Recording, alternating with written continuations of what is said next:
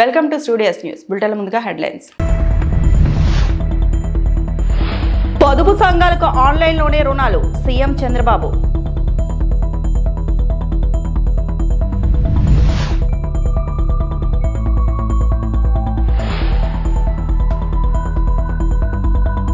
తిరుమల శ్రీవారిని దర్శించుకున్న సినీ ప్రముఖులు.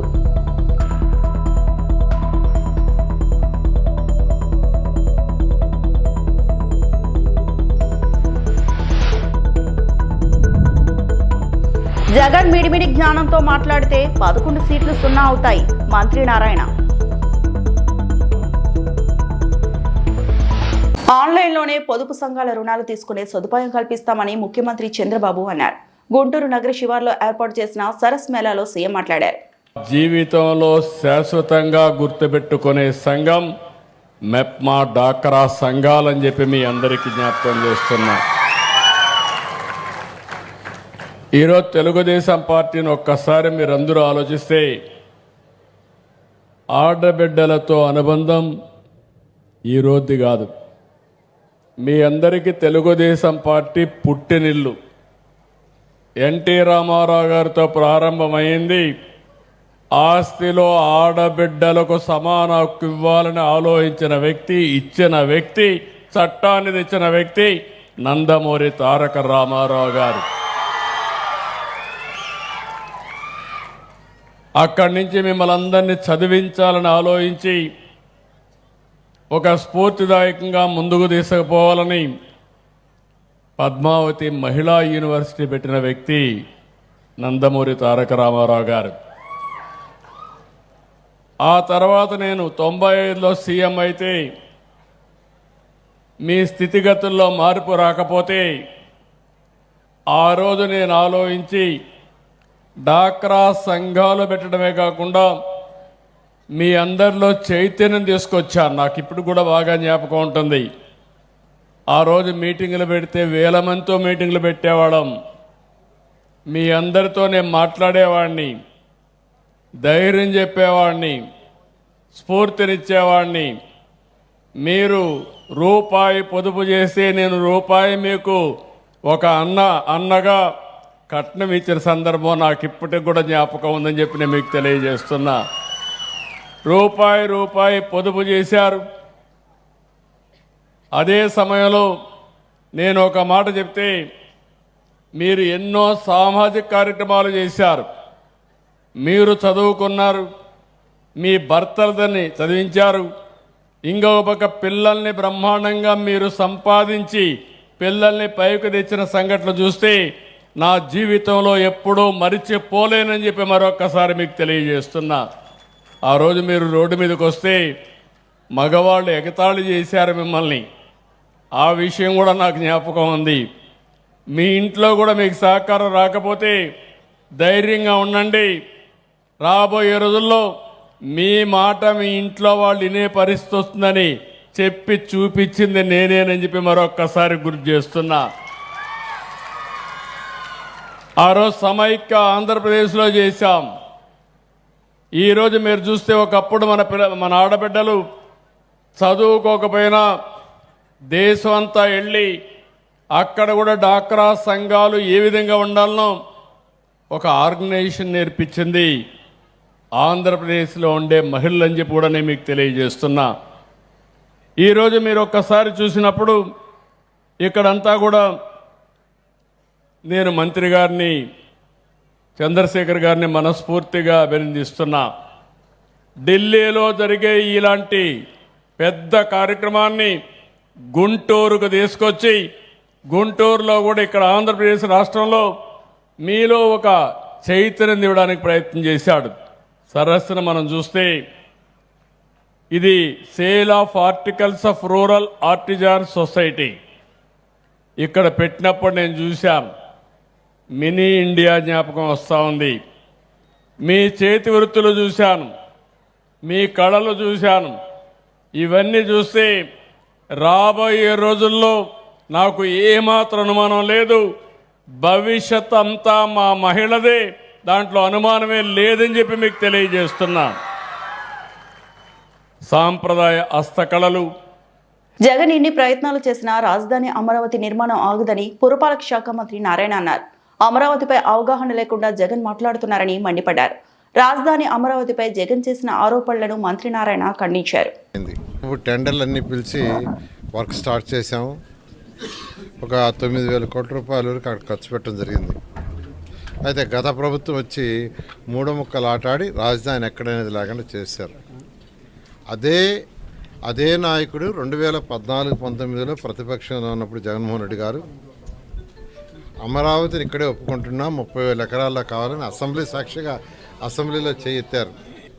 ప్రభుత్వం మారంగానే మాట మార్చి రాజధాని మూడు ముక్కలని ఎక్కడా లేకుండా చేశారు. మళ్ళీ ఈ ప్రభుత్వం రాగానే అమరావతి క్యాపిటల్ సిటీ టేకప్ చేస్తామని గౌరవనీయ ముఖ్యమంత్రి గారు ఎన్డీఏ కూటమిలో తరఫున చెప్పటం, దాన్ని వెంటనే టేకప్ చేయటం. అయితే అనేక legal issues, technical issues, legal issues ఉన్నాయి. అంటే ప్రభుత్వం మారేటప్పటికి 3,000 కోట్లు ఇవ్వాలా కాంట్రాక్టులకి, వాళ్ళకు పక్క పైసా ఇవ్వాల. వాళ్ళు మాకు క్యాన్సిల్ చేయండి అన్నారు. లీగల్గా ఎటువంటి ఇష్యూ లేకుండా మళ్ళా వాళ్ళు కోర్టుకు పోతే అమరావతి పనులు ఆగిపోకుండా చేయడానికి 8 నెలలు. ఈ లోపల వర్షాలు వచ్చినాయి, ఆ పనులు సరిగా జరగల, అందరికీ తెలిసిందే. కానీ వర్షాలు ఆగిపోయిన తర్వాత ఎంతో వేగవంతంగా ఈరోజు 9 లైన్లు 12 లైన్ల రోడ్లు దాదాపు అన్నీ ప్రతి ఒక్కరూ అప్రిషియేట్ చేస్తున్నారు. జగన్మోహన్ రెడ్డి గారు ఈరోజు మాట్లాడిన మాటల్లో అసలు అంటే ఒక స్టడీ చేసి ఏదైనా రిపోర్ట్ మాట్లాడాలి. ఏమీ లేకుండా రివర్ బేసిన్ పక్కన ఎలా కడతారు, నదీ గర్భంలో ఎక్కడ కడుతున్నామండి? చాలా క్లియర్గా ఇక్కడ అమరావతి క్యాపిటల్ సిటీ కట్టేటప్పుడు ఇరిగేషన్ వాళ్ళతో, ఇరిగేషన్ సెక్రటరీ, కన్సర్న్ డిపార్ట్మెంట్ వాళ్ళతోనూ మా వాళ్ళు కోఆర్డినేట్ చేసుకొని నది వెడల్పు ఎంత, నది కోర్స్ ఎంత, కోర్స్ ఎంత, దాని యొక్క బండ్ ఆల్రెడీ బండ్ ఉంది, బండ్ రోడ్డు, ఆ బండ్ రోడ్డు ఎంత, ఇవన్నీ చేసి ఈరోజు వరకు బండ్ రోడ్ టేకప్ చేయాలి. ఎందుకు టేకప్ చేయలేదు తెలుసా? మేము ఇరిగేషన్ వాళ్ళతో మాట్లాడుతున్నాం. బండ్ రోడ్డు ఒక్కటి మిగిలిపోయింది, టెండర్ విడవాల్సింది. అది ఎందుకు పిలవలేదంటే వాళ్ళతో అనేక దఫాలు మాట్లాడుతున్నాం. నది లోపల ఏదైతే అసైన్మెంట్ ల్యాండ్స్ లాంటివి ఉన్నాయో వాటిని కూడా ల్యాండ్ పూలింగ్ అప్పుడు తీసుకున్నాం. ఆడ కడతామని అనుకుని ఉంటారు బహుశా, నాకు తెలిసి. అక్కడ కట్టరు. అక్కడ ఎటువంటి పరిస్థితుల్లో కూడా కట్టడానికి లేదు. బహుశా ల్యాండ్ తీసుకున్నాం కాబట్టి అందుకని ఈ మధ్య దాన్ని ఆపాం. ఆ రోజు అధికారులు దాని ల్యాండ్ పూలింగ్లు తీసుకుంటే వాళ్ళకి ఈ మధ్య యాక్చువల్గా ఏదైతే ల్యాండ్ పూలింగ్కి ఇస్తామని చెప్పామో అది ఇవ్వకుంటే వాళ్ళు ఈ మధ్య అంతా రిప్రజెంటేషన్ చేసి ముఖ్యమంత్రి గారు మాకు చెప్తే ఒకసారి మాట చెప్పాం కాబట్టి వాళ్ళకి ఇచ్చేస్తామని యాక్చువల్గా ఇచ్చేయమని సీఎం గారు చెప్పారు. ఆడ కన్స్ట్రక్షన్స్ కట్టకూడదు, అది మాకు తెలుసు చాలా క్లియర్గా. నదీ గర్భంలో ఎక్కడ కట్టడంలా, నదీ గర్భంలో ఎక్కడ కట్టాలా, కానీ ప్రజలకి నదీ గర్భంలో కడుతున్నారు. కోర్టుకు వేయాలా? ఏందండి ఇది? ఒక నాయకుడిగా, ఒక ముఖ్యమంత్రిగా పనిచేసిన వాళ్ళు అదే చెప్పేది, దాని మీద స్టడీ చేసి చేయాలి. కానీ ఎక్కడ కడుతున్నారు, ఏంది, దాని మాస్టర్ ప్లాన్ ఏంది, ఎలా ప్లాట్లు అలాట్ చేశారు, ఏ ఏరియాలు అలాట్ చేశారు అనేది డిస్కషన్ ఏమీ లేకుండా విడివి జ్ఞానంతో ఈ విధంగా మాట్లాడడం తప్పు. అదే తెలుసుకోవాలా. యాక్చువల్గా రివర్ బెడ్ అంటే ఏంది, రివర్ బేసిన్ అంటే కూడా తెలుసుకోవాలి. అందుకే అదే చెప్పింది, స్టడీ చేయాలంటా. అంతేకాకుండా విజయవాడ నుంచి 40 కిలోమీటర్లు ఏమో చెప్పారు. ఇప్పుడు తిరుమల శ్రీవారిని పలువురు సినీ ప్రముఖులు దర్శించుకున్నారు. గురువారం వీఐపీ ప్రారంభ విరామ దర్శన సమయంలో హాస్య నటుడు బ్రహ్మానందం, నటుడు శ్రీరామ్, గాయని మంగ్లీ స్వామివారి సేవలో పాల్గొన్నారు. ప్రముఖులు వేర్వేరుగా స్వామివారిని దర్శించుకొని ఉత్తర ద్వార దర్శనం చేశారు. దర్శనం అనంతరం రంగనాయకుల మండపంలో పండితులు వారికి ఆశీర్వచనం చేసి స్వామివారి తీర్థప్రసాదాలను అందజేశారు.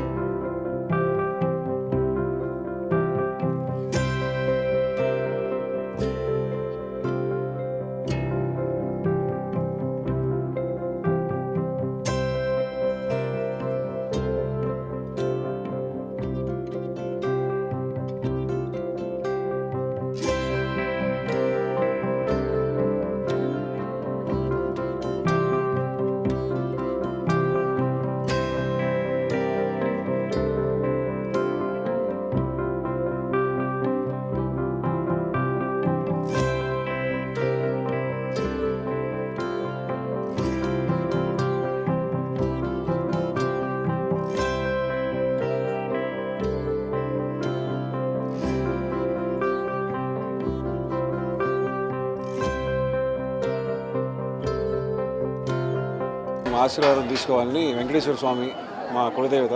సో వచ్చి ఆశీర్వాదం తీసుకోవడానికి వచ్చాను. కొత్త సినిమాలు రిలీజ్ అవుతున్నాయి. సో దానికోసం దేవుడి ఆశీర్వాదంతో నూతన సంవత్సరంలో మంచిగా అడుగు పెట్టాలని వచ్చాము. మంచిగా దర్శనం జరిగింది. చూడడానికి ఒక భాగ్యం అనమాట. ఈ అవకాశం కలిగినందుకు చాలా thank you so much. Maze release అవబోతుంది నెక్స్ట్ తెలుగులో.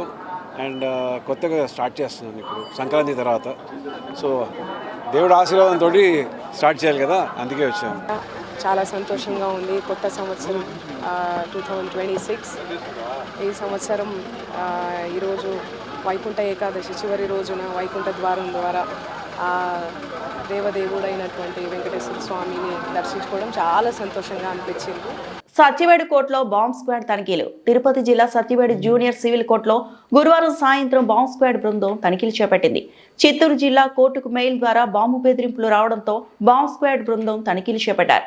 దీంతో తిరుపతి జిల్లాలోని అన్ని కోర్టుల్లో బాంబు తనిఖీలు చేపట్టారని అధికారులు ఆదేశాల మేరకు సత్యవేడుకు కూడా బాంబు తనిఖీలను నిర్వహించారు. తిరుపతి నుంచి వచ్చిన బాంబ్ స్క్వాడ్ బృందం న్యాయమూర్తి వెంకట నాగరాజు అనుమతి మేరకు సత్యవేడు ఎస్ఐ సాయినాథ్ చౌదరి ఆధ్వర్యంలో కోర్టు లోపల ఆవరణలో, కోర్టు పరిసరాల్లోని తహసీల్దార్ కార్యాలయం, సబ్ ట్రెజరీ కార్యాలయాల్లో క్షుణ్ణంగా బాంబ్ స్క్వాడ్ బృందం తనిఖీలు నిర్వహించారు.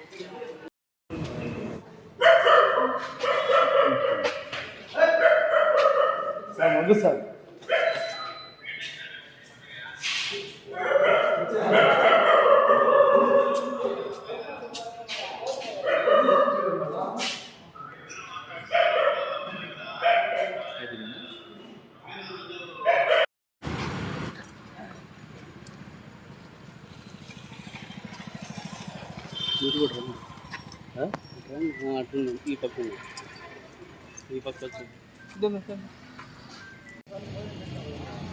వాళ్ళు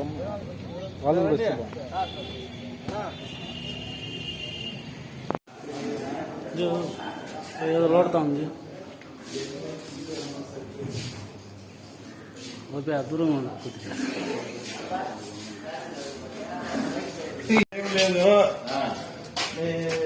ఏలూరులో అక్కడ బాంబు పెట్టారు, నేను మెయిల్ వచ్చిన